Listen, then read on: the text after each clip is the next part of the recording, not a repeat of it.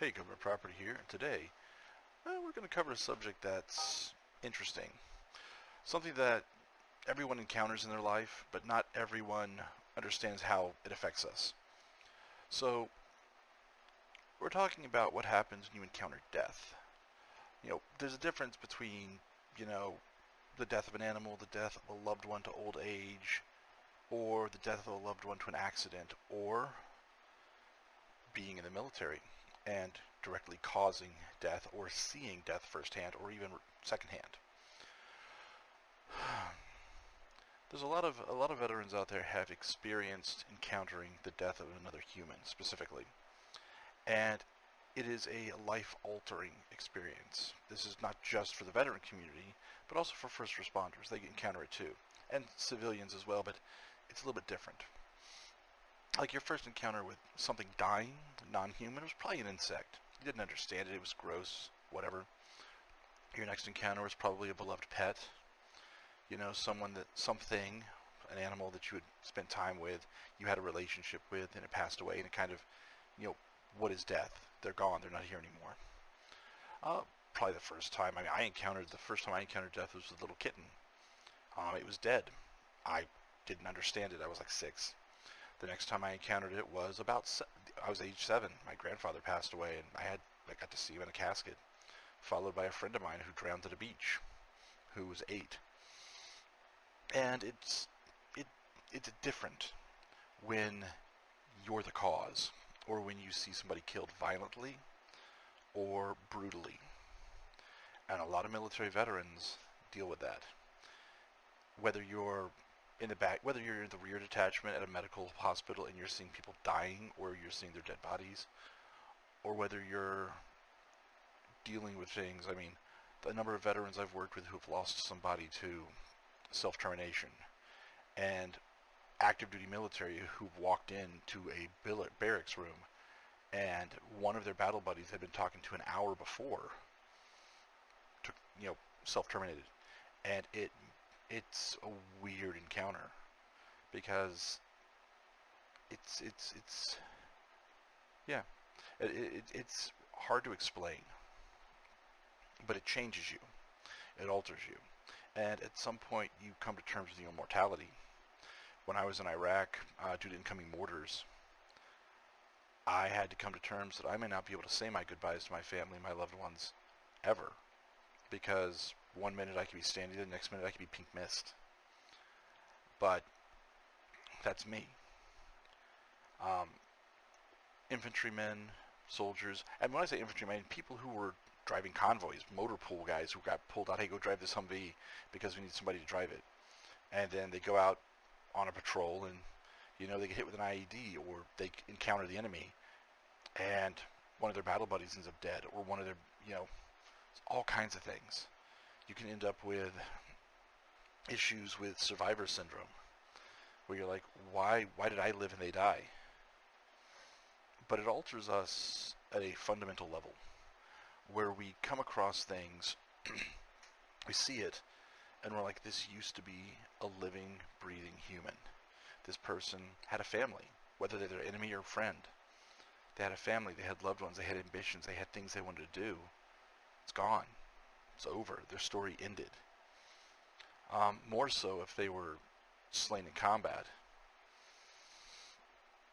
It's encountering death is hard to deal with,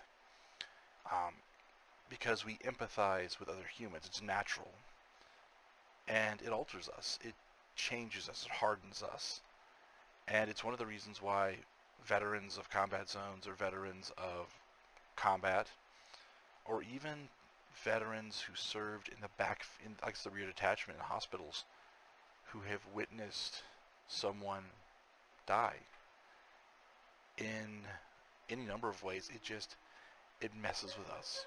It permanently messes with us. It's not something you'll ever forget, and it's something that we have to deal with on a daily basis. As a mental health perspective, it's like it brings us to that point of realizing both the cheapness of human life, the fragility, the frailness of human life, and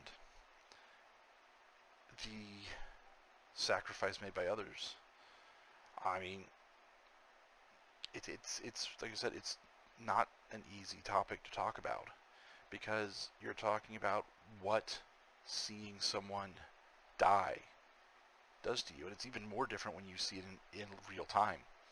So, I mean, I worked on Apache helicopters. I worked on the electrical systems, all the video systems. So when our pilots would go out, they'd take their tapes out.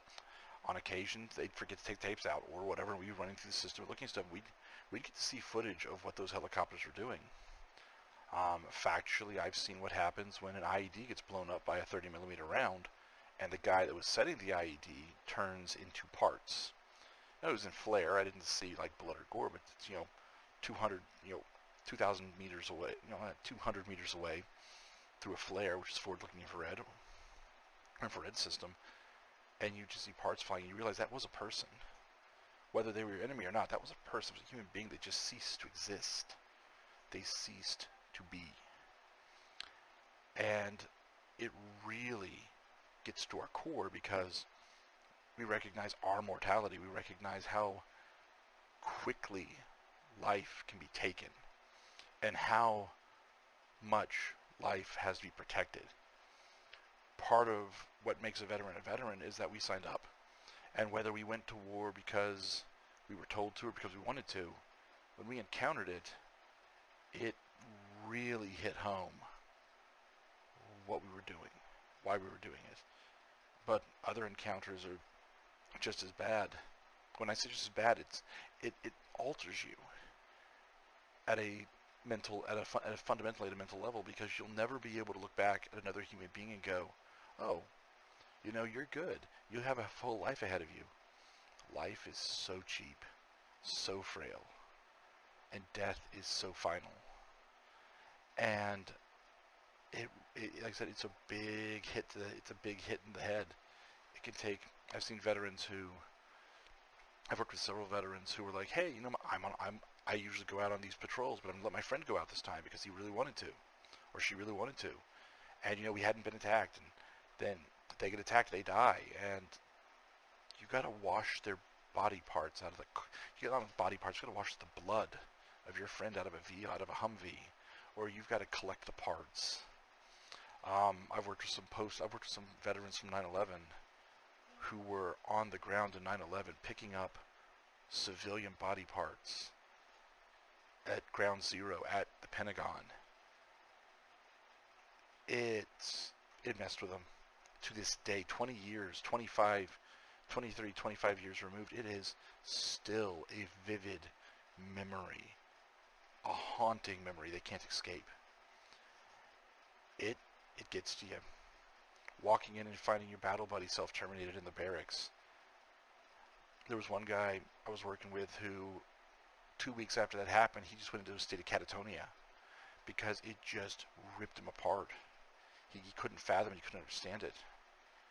Other guys, gals, it's messed with them in so many ways because it was a loved one, it was a friend. They're gone. Why? Why did they do this? Why did this have to happen? And that's a question nobody can really answer, the why. But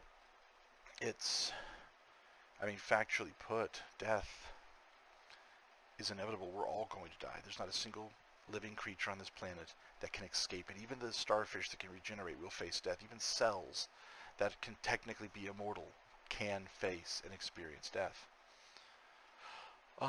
Immortal in the sense that they can keep regenerating forever, but they can be eaten, they can get disease, they can end up with cancer, so forth.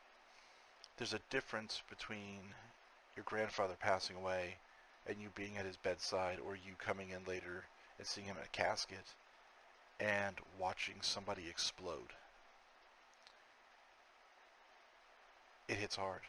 And it's, even as a licensed therapist, it's hard to explain it, even with research, because it can lead to post-traumatic stress, it can lead to anxiety, it can lead to depression, it can lead to issues, it can lead to existential crisis, it can lead to unanswered questions, it can lead to any number of mental health disorders all wrapped in, and that's just seeing one death.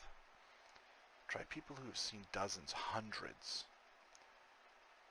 At some point, it just gets to them. Humans naturally, normally, empathize with other humans. A sign of sociopathy and psychopathy is that we don't empathize. So there are people out there who will kill and won't care. They revel in death, and it's considered psychologically abnormal because as a human, death is not something we want. It's something we know we have to experience, but it's not something that we want to engage in. And in the military, that's all you're doing. You're trained to bring death to your enemies. From a licensed therapeutic perspective, it's going, how do I work with somebody who's trained to kill? How do I work with somebody that has killed? How do I work with somebody who isn't a murderer, isn't a sociopath, isn't a psychopath, who's experienced this trauma? How do I work with them? How do I help them? First is, step one is to just help them process through it, understand that it's natural to die, but in these cases, it's also unnatural. Because these people, had it not been for a combat situation, both the person that died and the person that didn't, would still be here today, all things considered.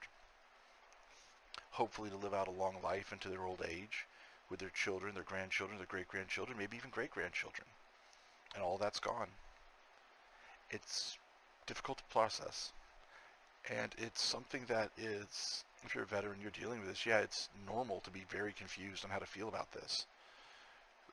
Because on the one hand, you're going, I empathize with these people that I had to put down.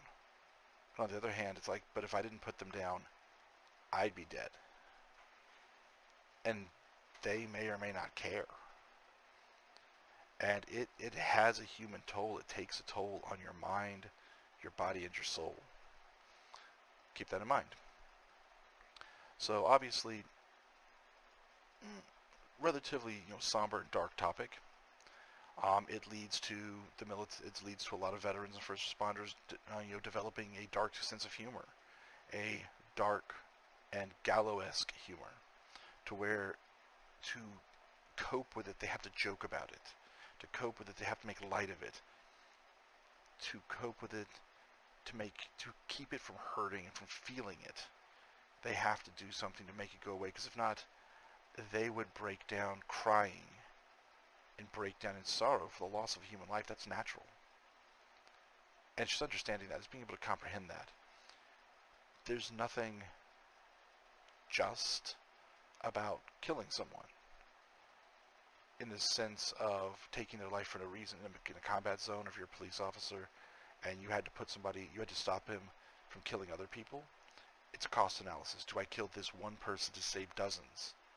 Do I stop this enemy combatant to save myself and my friends? That's a thing you have to think about. That's a thing you have to live with the rest of your life. And it's different than walking through the woods and coming across a dead body. It's different than coming across a tragedy, like a bad auto accident or a house fire. But it's still very much the same. It's just, it gets to you. Hopefully, with all that said and done, you've been able to, this has been informative in some way, just explaining how hard it is to really process that and dig into it, but also that it's very normal to empathize and feel that weight of loss, even for an enemy combatant. You may not feel it immediately, but it'll show up. That doesn't mean that you shouldn't sit there and go, oh, well, I'm going to cry for my enemy. You don't have to, but you do recognize that was a human life, that was a person. They made a bad decision, they made a bad choice, they were just somebody else on the other side. And you went home, they didn't. Or you went home and your battle buddy didn't. That's interesting. It's, I would say, interesting, but it's hard. It's hard to get over. So all that said and done, understood, hopefully this has been informative, hopefully it's been educational. Obviously, like, share, and subscribe. Send this off to anybody else you think that likes it. And it's government property. Out.